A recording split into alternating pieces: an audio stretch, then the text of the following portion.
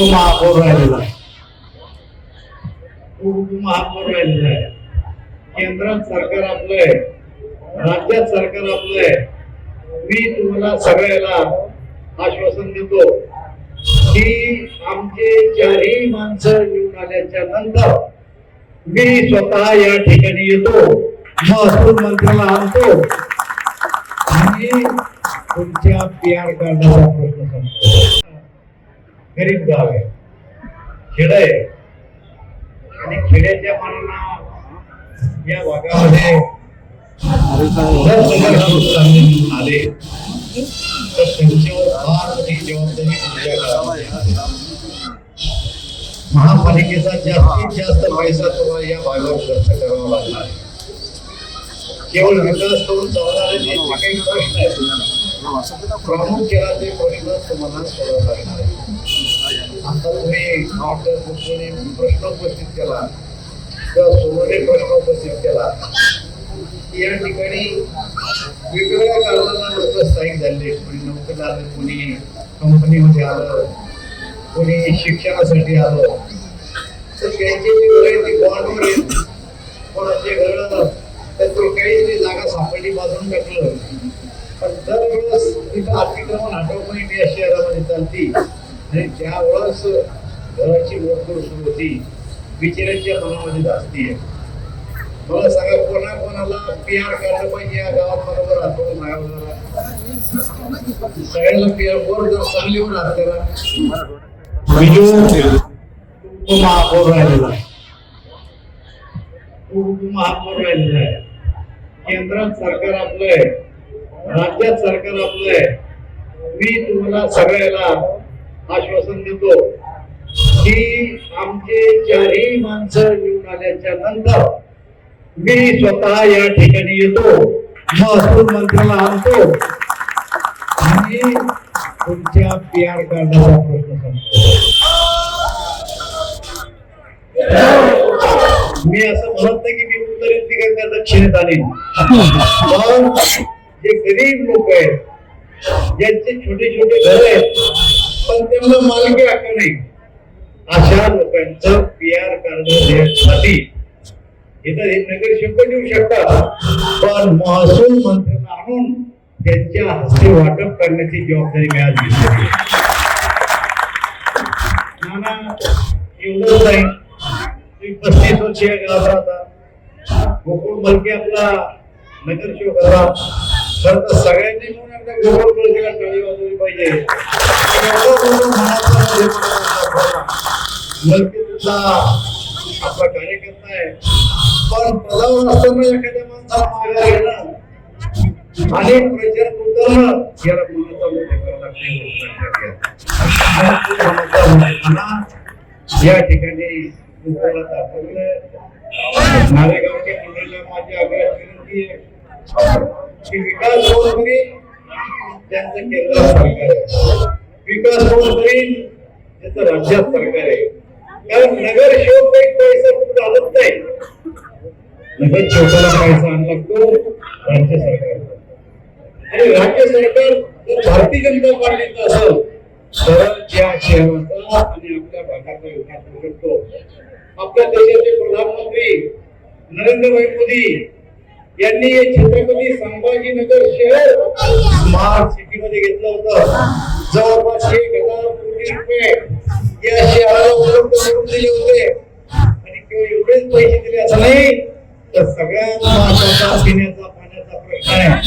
पहिल्यांदा 1600-1650 कोटी रुपये या छत्रपती संभाजीनगर साठी जायकवाडीच्या धरणातून पाणी आणण्यासाठी पैसे दिले होते. आता एस्टिमेट वाढलं, जवळपास 2,000 कोटीच्या वरती एस्टिमेट केलं, तरी त्याच्यासाठी पैसे उपलब्ध करून दिले. मी तुम्हाला खात्री देतो की पुढच्या 3 ते 4 महिन्यामध्ये मी स्वतः काम पाहिलेलं आहे. 3 ते 4 महिन्यामध्ये छत्रपती संभाजीनगरला पाणी मिळणार आहे. आपला सगळ्यात महत्त्वाचा प्रश्न काय? पिण्याच्या पाण्याचा प्रश्न आहे. दुसरा प्रश्न काय? आपल्या PR कार्डाचा प्रश्न. जर निवडून दिलेले लोकप्रतिनिधी हे दोन कामं करत असल्यापेक्षा काय असतं म्हणजे आपल्याला सांगा.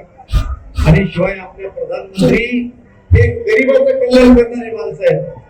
तुम्ही सगळेजण एक विचार करा की 2014च्या अगोदर या देशाचे प्रधानमंत्री नरेंद्र मोदी नव्हते आणि आता 2014 नरेंद्र मोदी प्रधानमंत्री आहे. या दोन्हीतला फरक तुम्ही समजून घ्या. 2014ला नरेंद्र मोदी प्रधानमंत्री झाले, केंद्रामध्ये मी मंत्री झालो, फूड अँड सिव्हिल सप्लाय खातं माझ्याकडे होतं, म्हणजे अन्न नागरिक पुरवठा खातं माझ्याकडे होतं. मोदीजींना सांगितलं या देशामध्ये 125 कोटी लोक आहेत. 2011च्या जनगणनेप्रमाणे त्यापैकी 80 कोटी लोक हे दारिद्र्यरेषेखाली आहेत. त्यांना 5 किलो राशन मोफत दिले पाहिजे अशा प्रकारची योजना सुरू करा. सगळ्यांना मिळते की 5 किलो मोफत सांगा, कोण लोकांना मिळते हात करा. काही लाभ वाटवायच्या अजून कोणी काही तर सगळे सांगा बरोबर. त्याच्यानंतर दुसरी योजना काढली मोदीजीने, ती 100 रुपयामध्ये गॅसचं सिलेंडर द्यायचं. 100 रुपयात कोणता गॅस सिलेंडर मिळाला 100 रुपयात गॅसचं सिलेंडर. म्हणजे गॅसची सिलेंडरची किंमत ही 100 नाहीये, 5000 आहे. तर 100 तुमच्याकडून घेतले आणि 4900 रुपये मोदीजींना केंद्राच्या बजेटमधून टाकले. तुमचे 100 बजेटचे 4900, 5000 दुकानदाराला दिले आणि गॅसचं सिलेंडर तुम्हाला. बघा मोदीजी कसे गरीब कल्याणाचा अजेंडा तयार केला, गरीबाची चिंता करणार आहेत. आणि आता तर नवीन योजना काढली विधानसभेच्या वेळेस की ज्या महिला आहेत त्या महिलांना 1500 रुपये द्यायची योजना या केंद्र सरकारने राज्य सरकारने काढली. कोणाकोणाला मिळते 1500 रुपये वर हात करा. आता नाना मला सांगा, सगळ्याच कामाला वर हात येऊ राहिले. आता फक्त शिक्का मारला खाली हात करायचं काम आहे. पण हे बघा, मी आज सकाळी जालन्यामध्ये होतो, एक काँग्रेसचं पत्र आहे माझ्या हातात. नाना हे पत्र छापा आणि सगळ्याला वाटा. एक काँग्रेस कमिटीनं पत्र काढलंय. या महिलांची संक्रांत झाली आणि संक्रांतीला 2 महिन्याचे पैसे 3000 रुपये राज्य सरकार तुमच्या हातात टाकणार. काँग्रेसला काय सांगितलंय पत्र दिलं ना की 3000 रुपये आता टाकू नका, संक्रांतीला नंतर टाकावी असं पत्र काँग्रेसला दिलं. मला सांगा काँग्रेसच्या सोबत कोण आहे? मशाल बी काँग्रेसच्या सोबत आहे, घड्याळ बी काँग्रेसच्या सोबत आहे.